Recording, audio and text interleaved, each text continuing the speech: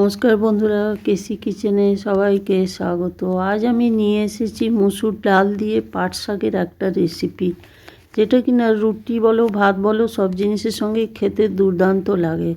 তোমরা যদি এইভাবে আমার মতো বানিয়ে নিতে পারো তো পাট শাক, যে বাচ্চারা পাট শাক সহজে খেতে চায় না তারাও কিন্তু খেয়ে নেবে। দেখো, আমি কিছুটা পাট শাক আর মুসুর ডালটা আমি কিছুক্ষণ আগে ভিজিয়ে রেখে দিয়েছিলাম।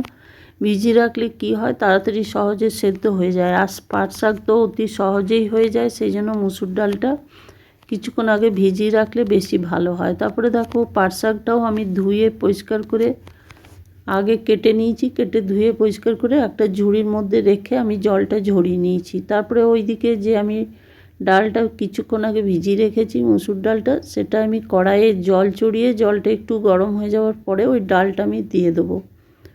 ডালটা দিয়ে দেওয়ার পরে বেশ খানিকক্ষণ ধরে আমি ডালটা ফুটিয়ে নেব। তো ডালটা যখন ফুটে আসবে ওর ফেনাগুলো কিন্তু অতি অবশ্যই ফেলে দিও, কেন কি এটা যাদের ইউরিক অ্যাসিড আছে বা তাদের জন্য তো খুবই খারাপ, আর যাদের নেই তারাও কিন্তু এই ফেনা শরীরের জন্য ভীষণভাবে ক্ষতিকারক। দেখো, আমি সমস্ত ফেনাটা উঠিয়ে ফেলে দিচ্ছি।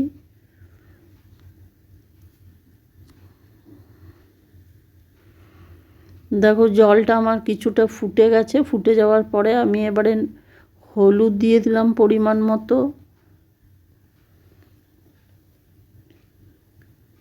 হলুদ দিয়ে আমি আরও কিছুক্ষণ ফুটিয়ে নিলাম। এটা কিন্তু মুসুর ডাল, সেই জন্য হাতায় করে একটু নেড়ে দিতে হবে, তাহলে কিন্তু খুব ভালোভাবে সহজে সেদ্ধ হয়ে যাবে।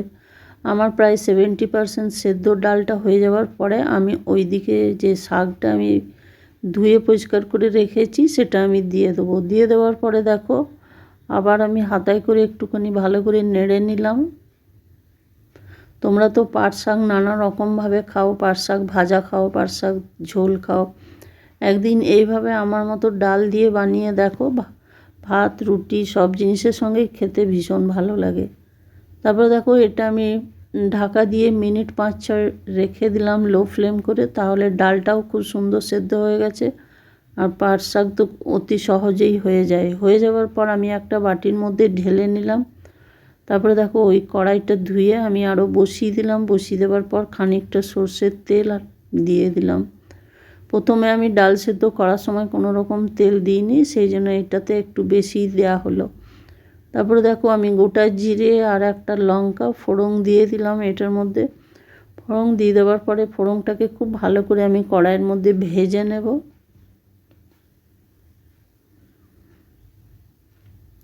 ভেজে নেবার পরে দেখো, কিছুটা রসুন আমি মাঝে মাঝে কেটে দিয়েছি পাতলা করে। তারপরে কয়েকটা কাঁচা লঙ্কাও আমি কেটে দিয়েছি। সেটা দিয়ে দেওয়ার পর বেশ খানিকক্ষণ ধরে আমি এটা ভেজে নেব রসুনটা। তারপরে রসুনটা ভেজে নেওয়ার পর ওইদিকে আমি একটা পেঁয়াজ, মিডিয়াম সাইজের পেঁয়াজকে খুব ছোট করে কেটে রেখেছি, সেটাও আমি দিয়ে দিলাম। এবার পাট শাকে রসুন দিলে কিন্তু পাট শাকের টেস্ট ভীষণভাবে বেড়ে যায়, খেতে খুব ভালো লাগে। সেই জন্য তোমরাও চেষ্টা করবে এটা পেঁয়াজ রসুন দিয়ে বানানোর। তারপরে দেখো, পেঁয়াজ আর রসুনটা খুব ভালো করে মিনিট 2-3 ধরে আমি এটা লো ফ্লেমে ভালো করে ভেজে নিলাম পেঁয়াজ রসুনটা।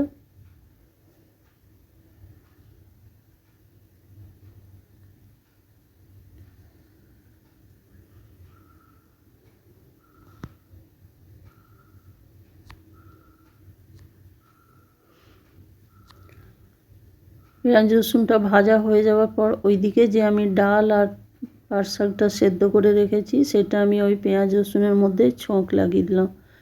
ছোঁক লাগিয়ে দেওয়ার পরে দেখো, আমি হাতায় করে ওই যে ডালটা আছে সেই ডালটা একটু পাতা মতো থেকে গেছে, সেটা আমি একটু হাতায় করে ভালো করে নাড়িয়ে নেবো, তাহলে ডালটা আরও ভালো করে ঘন হয়ে যাবে।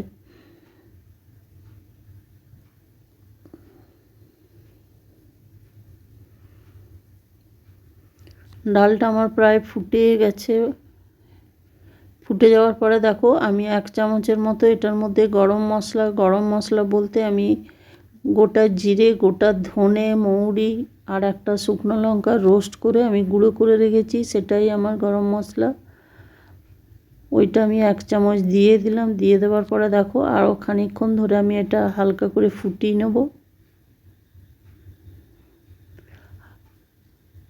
ডাল এটার সময় কিন্তু নুনটা কিন্তু আমার তখন দেওয়া হয়নি, এখন আমি দিলাম। কেন কি এটা পাট শাক আন্দাজ করে নুনটা দিতে হয়, নাহলে নুনটা কম বেশি হয়ে যায়, সেই জন্য আমি নামাবার কিছুক্ষণ আগেই নুনটা দিলাম। তোমরা কিন্তু নুনটা চাইলে আগেও দিতে পারো, তো আমি এই সময়তেই দিলাম। তারপরে দেখো ডালটা আমার হয়ে গেছে। হয়ে যাওয়ার পর আমি ঢাকা দিয়ে কিছুক্ষণ রেখে দিলাম। রেখে দেওয়ার পরে দেখো আমি ঢাকা খুলে একটা বাটির ওপরে সার্ভ করে দিলাম। তোমরা ভালো থাকবে, সুস্থ থাকবে। ফিরে আসছি পরে কোনো রেসিপি নিয়ে। ধন্যবাদ।